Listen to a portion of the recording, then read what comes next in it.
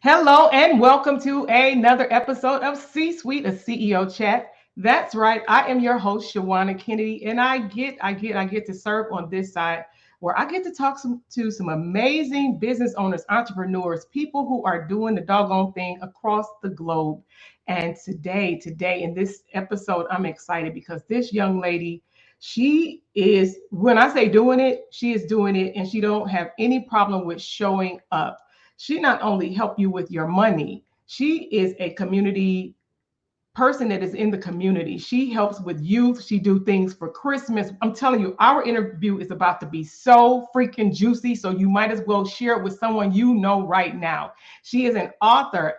As a matter of fact, we even need to call her doctor. We need to call her doctor, so much so because her resume is so robust, it's so long because people see what she's doing. Her philanthropy work is doing so many things for across her where she is helping so many. And I'm excited to have her today to be my guest, none other than the Miss Dr. Gwennetta, Dr. Gwennetta Wright.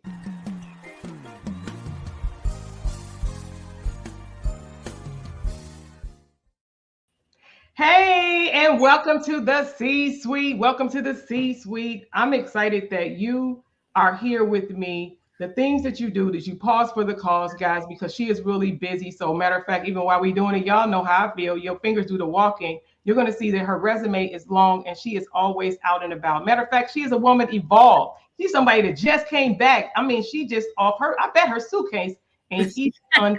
See how she laughing? I already know that because you're doing it. And I love that you are living life and you're living life out loud. You're helping people to get their money together. Money. She helped people get their money together in her tax services, along with the things that she do with youth, the things that you do with us as business leaders, helping us to thrive, not just survive in this world. Her being here on this side of the globe, I don't even know if she a peach. Are you a Georgia peach? Yes, ma'am. Oh, we're talking to a Georgia peach today, y'all. She holds her own peach and she has made herself known. Her voice is loud. Welcome to the C Suite, Dr. Gwennetta Wright. Welcome to the C Suite. Thank you so much for having me. I appreciate it. I appreciate it so much. And thank you so much for the kind words. I love it. Thank you so much. Y'all hear that? Look, she can't help it. She can't help it. That's why people be like, get her in here, get her over here, have it. It's so many things that because of what you get to do. I say we get to do it because God could choose and use anybody. She is a woman of faith, and I love having that conversation, knowing that I'm already talking to look a sister in the Lord. If I look, I take the liberty to say that, to know that when God is moving and He's moving big and He uses you, and it's beautiful. What made you go down? We'll talk with the tax advisory portion of your business first. What made you want to do that? I mean, I know everybody like money, but why did you want to do that as a business? It kind of chose me. I didn't choose it. Um, so a little bit about my background. When I graduated from high school, I actually worked in a manufacturing company for 8.5 years where I built refrigerators. A lot of people don't know that. And when you usually work in the manufacturing companies, you work a lot of overtime. And then sometimes they'll decide to go to like 32 hours. You might go back to your 40 hours. And at a point in my life, we was on short time. I think it had went down to 32 hours. I was living a life used to overtime, so I had to go get a part-time job. I've always had an interest in taxes some kind of way because the IRS was like on in Columbus, Georgia, where I'm originally from, and I used to go to the IRS every year at like the second, third, fourth, or fifth, when they used to have like the tax books, and I used to try to figure out my taxes in writing. I didn't never know that I was going to eventually end up being a tax pro. But when I decided to get a part-time job, I end up doing taxes. And that's how I really started. When I took the tax class, I had not did one tax return. I knew at that moment that God was leading me to that. I remember telling the owner of the business, because I didn't start like at H&R Block, I started with an independent African American owned tax company. That's how I started. And I remember telling the owner before I did a tax return, I said, I'm going to work with y'all for about 2 years and I'm going to go out and get my own. I didn't know how I was going to do it or whatever. I don't even know what led me to tell them that, because mind you, I was just building refrigerators. But exactly 2 years later, I started my tax business. Wow. Okay. So before you officially went out, were you the friend, the sister girl that would actually start helping other people to do theirs? And when you was like, you know what, I can not only do this for myself, but I can do this for some other people too. No, I wasn't necessarily helping them. I was like just getting the tax book, trying to figure out like what their refund might be when they go get their taxes filed. I wasn't even filing taxes. I just had an interest in figuring out the numbers. I don't know why. I just an interest. Well, I guess that was my calling, but I had an interest in figuring out the numbers. I wasn't even filing taxes before I started to do it part-time. That wow. Well, we know that, and that's why we have to be open. I say we have to be open because we never know. We may have a we would it say you show God your plans, it makes him laugh because he already know what he has designed for us. And I Absolutely. know you have allowed that because you do like numbers and you have been able to help yourself and so many, right, over these years. You have awards to show what you have been doing in the community. And when I Absolutely. looked at your list, it was y'all, that would be a whole other show if I just named all the awards that this young lady have. I'm not even kidding. I'm not over exaggerating. But it's a blessing. It's a blessing because a lot of those awards, and I even know recently, they're awards from your peers. They're not an award that you say, because of this certain status that I qualify for this. These are things that you're being recognized by your community. And that's huge. And we do not take it lightly or nor for granted. And I know you don't. With this work and thinking about what you do in the community, because we think about being entrepreneurs, there's the good, there's the bad, and sometimes ugly of being a CEO. You said you did it and you went full on 2 feet down in it. What did it look like in that beginning though, where you was like, for a moment, you might have been like, I know I like numbers and I need to make this work for my business, but is this really what I want to do? Um, yeah, it was hard to be honest with you. I actually never planned on just being a business owner. Even in the moment that I decided that I want to open my tax company, I still wanted to be comfortable and complacent and still get a paycheck. So when I started my business, I went out and got my sister and 5 of my friends to actually work with me because I knew I was still going to work my job. And I know in order for me to be able to have done the business, I would have needed help. Well, when you just said like you might have a plan and then God gonna laugh at it, and that's exactly what he did to my plan, because I remember getting my keys to my location one week and I was in a management position on that job and I was demoted the next week. And within 30 Mm. days, I left that company that I had been with almost 9 years. And I went and took a job that paid half of what I was making. And then once I went through my first tax season, immediately after tax season, I was laid off that job. And it was God to asking me, like, are you going to follow my plan? Or are you going to do it your way? And I literally have not worked for nobody else since. And going back to the question of like how was it in the beginning, it was extremely hard because I didn't have a backup plan. I didn't have no second income. I didn't have any money saved because I didn't expect not to have a job.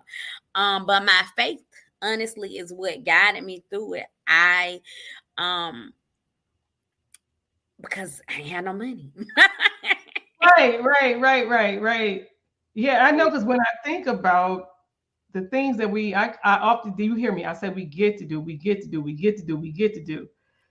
It's you still made a choice. You made a choice to then go out and say, and what I heard in there, y'all, I don't know if y'all caught that.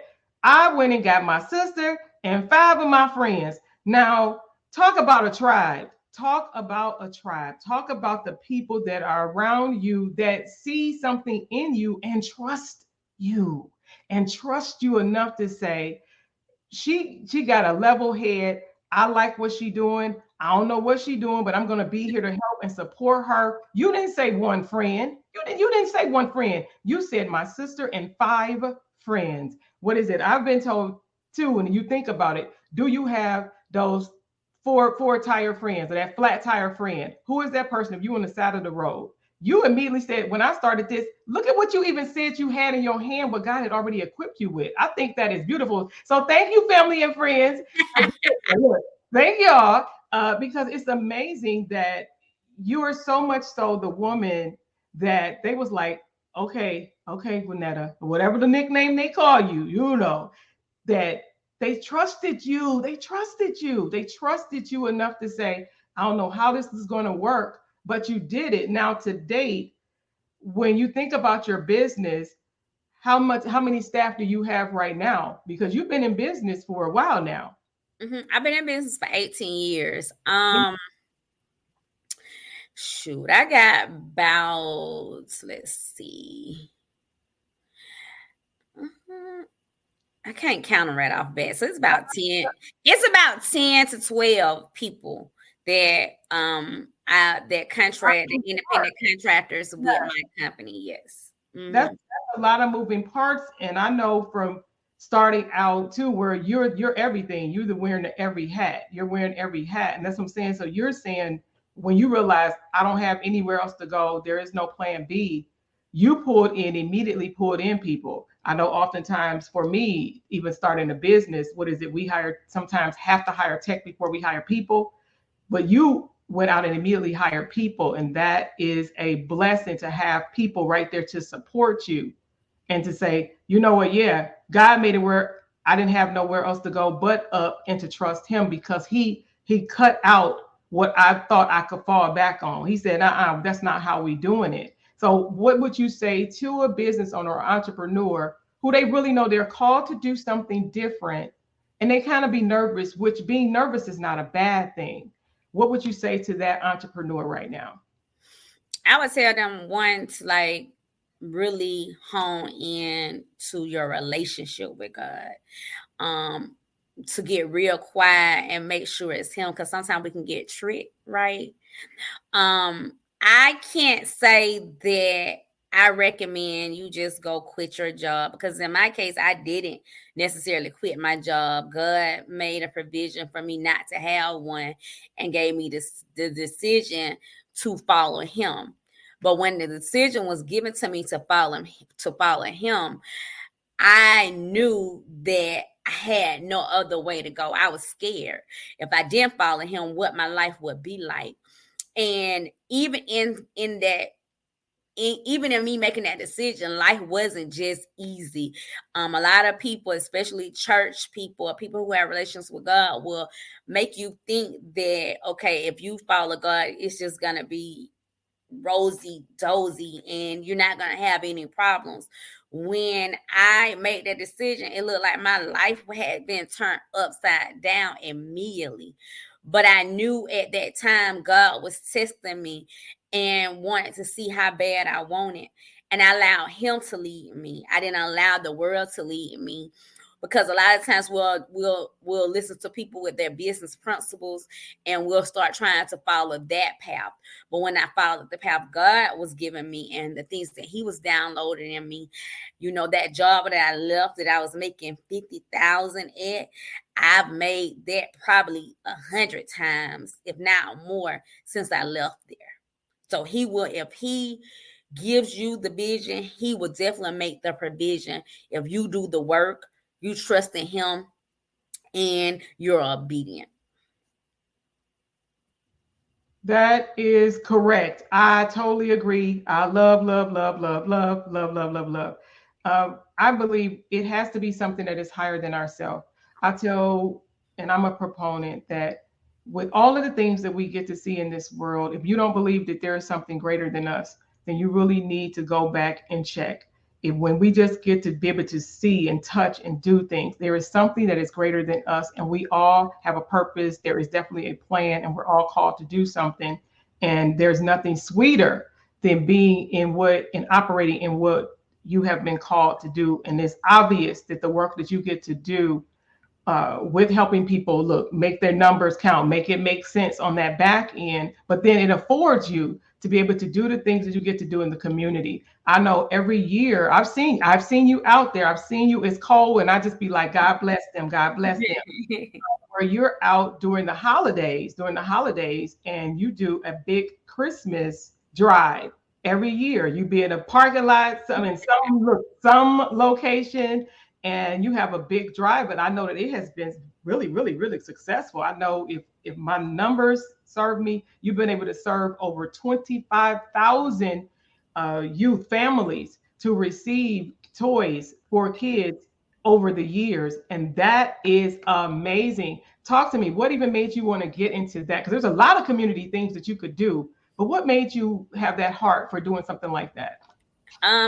Most of my questions is gonna always most of the time start with God. And the visions that he had for my life. When I first started in business, like I think it was about 2 years in, I was blessed early on to start making profit. And I was just raised like, if God give you and bless you, that you're supposed to bless others. And so God had put it on my heart to give back to the community that I was born in and raised in. Initially, I was thinking I was going to do something small. I was going to do 100 people, but it ended up turning into 1,000 people my first year. I walked in that project, me and, my best friends, my sister, representing our company, which was, of course, Experts Hat Service. And we was able to give away 1,000 toys our first year and feed 1,000 families. From then on, I stay in 2 cities. A lot of people don't know that. So I actually live in Columbus, Georgia, but I also live in the outskirts of the Atlanta area. And so I think about the second year in of doing it, God put it on my heart to do it in both communities. Mm-hmm. So this year is actually my 16th year doing the toy giveaway. Initially, when I first started, I think the first 2 to 3 years, I did it completely under Experts Hat Service name. And then I created my nonprofit, which is called Reach for Your Dreams, Inc. And from there on, we've done it under the nonprofit name. But we usually do it in Columbus and Atlanta. It's a couple of years we haven't done it in the Atlanta area, but we've done it all the years in Columbus for the whole 16 years.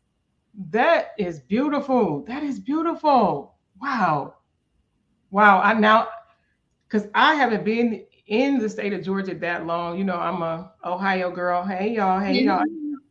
And I know from when I noticed you online, that's why y'all know me. I'm big on visibility.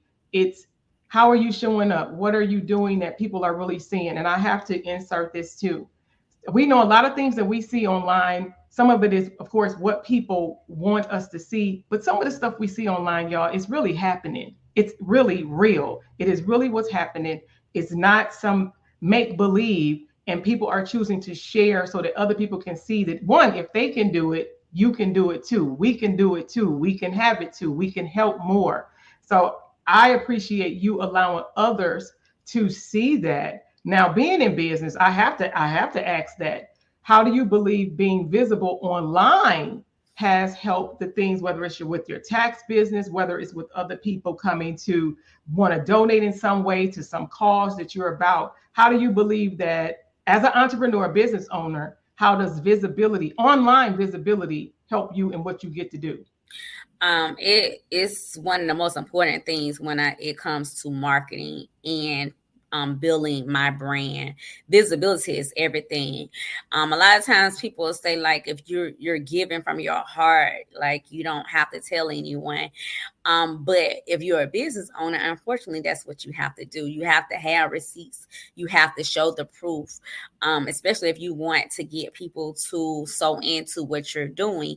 And so I'm a big believer that if you're out of sight, you're out of mind. And so it's a lot of things I do in private that I might not mention, that people might not know about. But as a business owner, a nonprofit organization, you have to allow people to see what you're doing, because we do get some donations. A lot of those years I did a lot of those giveaways out of my pocket. But we've got to the point where we get some donations now. And with that, when people are donating money to you, you want them to feel like, okay, they're donating to somewhere they can trust, and they're able to see where their money actually going. If you're just asking for money on a frequent basis and you don't ever show the proof, then of course people are going to assume it's going in your pocket. So not just in my nonprofit, but just in business, period.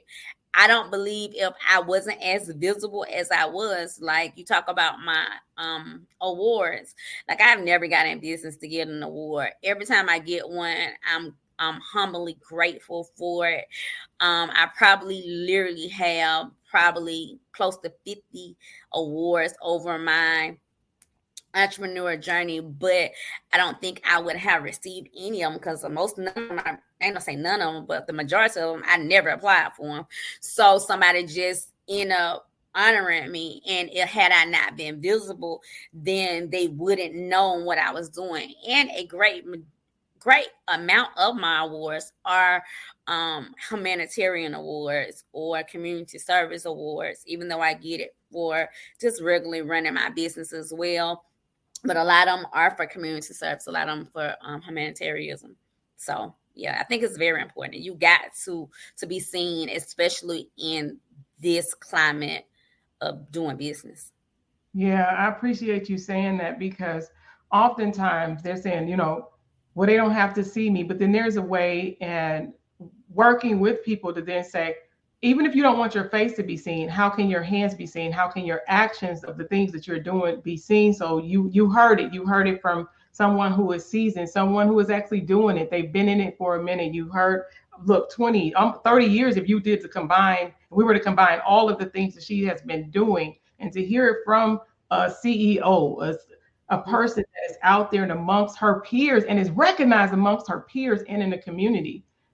Talking about being visible is key. So I had to ask you that question. Thank you, thank you, thank you for answering that. When I think about all of the things that you get to do, what is, because unlike what some of you don't know, I believe she just came back out with her new season, because she also gets to sit in the seat, but she has looking in the studio, and she gets to do it with a person that is affectionately, that it's the family, but it's been her best friend for as long as I've known them, right? Known them online. Her best friend, she gets to do with someone that she loves like a sister. And what is that like when you get to sit even in the executive producer seat, y'all? This is also an executive producer, and she gets to do this as well with other business owners. What does that like, being in that seat and wearing the executive, being the head of that? What is, I got, from one EP to another. What is that? What does that feel like for you? Sure, it's a lot of work. I can tell you that much. Yes, It's ma'am. more work than people really understand. Like doing these types of shows, putting out content and media is a lot. But it's important.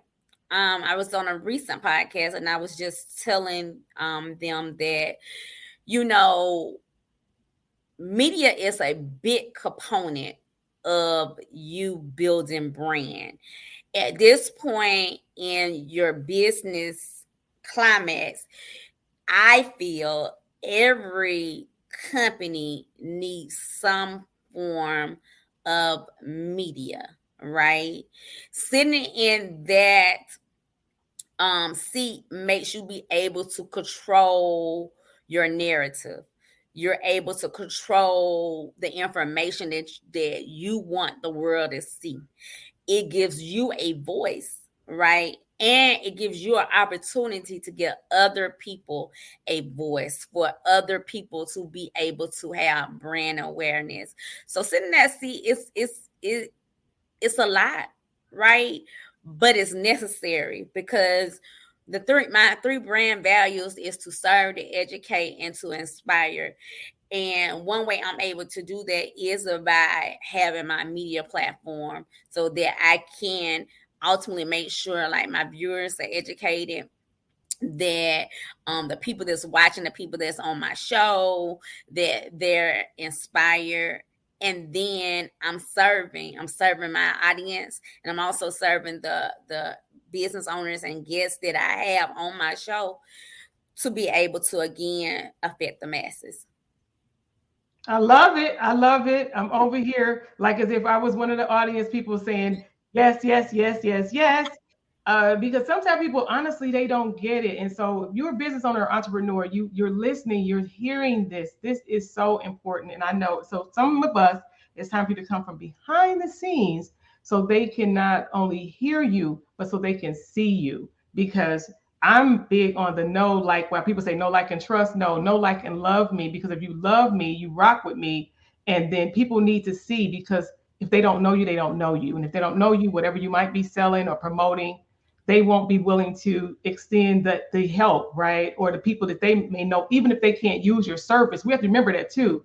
Some of the people that view us, even if they could never use our service, those are people who know people. So networking, networking, networking. What does that look like for you when we think about being in business? Let's talk about it. So that's my next big thing. Visibility and building relationships is literally your key to success. You know what I'm saying? With the exception of your hard work and consistency, being visible and building relationships is gonna make or break your business success. I don't think I would be at the level that I am if I didn't build genuine, authentic relationships with my customers, clients, and my peers, right?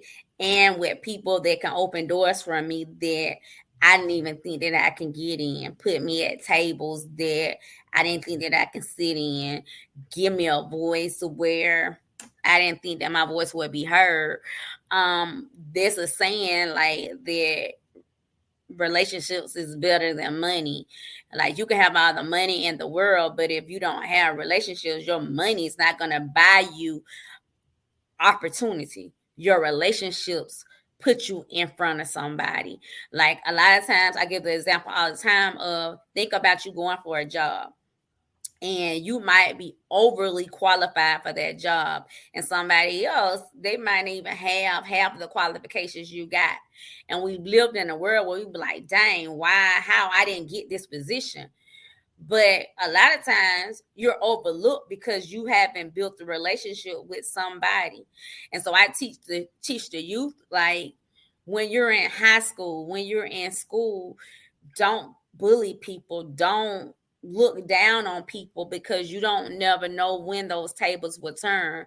Like when you graduate from high school, go off to college, and now it's time for you to go in the real world.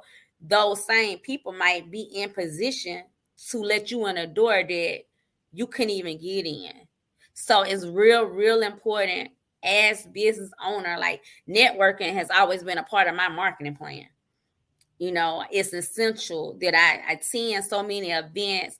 I get in so many rooms. I make sure my information is visible and put in so many people's hands in order for me to continue to elevate. It's very important. I love it. So I know y'all heard it, y'all heard it listening at this CEO. I appreciate you so much for pausing. Like I said, literally, she still got a backpack. I know she do. I know she do. But ain't nothing wrong with that, because you are living your life. You're living your life out loud. You living your life the way you choosing to do. And that's the beauty of being an entrepreneur. We get the freedom to choose how we navigate the life that God has given us. And I appreciate you so much for pausing to have the CEO conversation with me. So thank you, Miss Gwennetta, for joining me. Don't you go nowhere. Let me get them out of here. Hey guys, again, I want to thank you for joining me for this episode of C-Suite, the CEO Chat. Just remember all the things that Gwennetta Wright said. She is doing a lot. And if you are right here in the Georgia area, make sure you are even following her or not. Follow her online. Gwennetta Wright, you can see and find her on all social media platforms so that you can see all of the amazing things that she is doing. And if you are here in the area, you already know it's almost time. She's going to be doing that drive again, and you can always donate ahead of time because there's always something that we can do to help our community. And that starts with who? That starts with you. Doing what we get to do, I say it's a privilege, but I love what I get to do with you is to bring in quality people like Miss Gwennetta Wright to this platform so that you understand that you're not alone. And if you're thinking about doing it, these are people and conversations that you can have to let you know that these are things that you can do to help you get a little bit further, a little bit faster, because some of us didn't have certain people at our access to just find out to get more tools and tips. And these are one of the ways. So thank you for following me, for sharing, and for liking what I do, Shawanna Kennedy, here on C-Suite, a CEO Chat. I love being your host, and I'll see you again on another episode. Bye for now.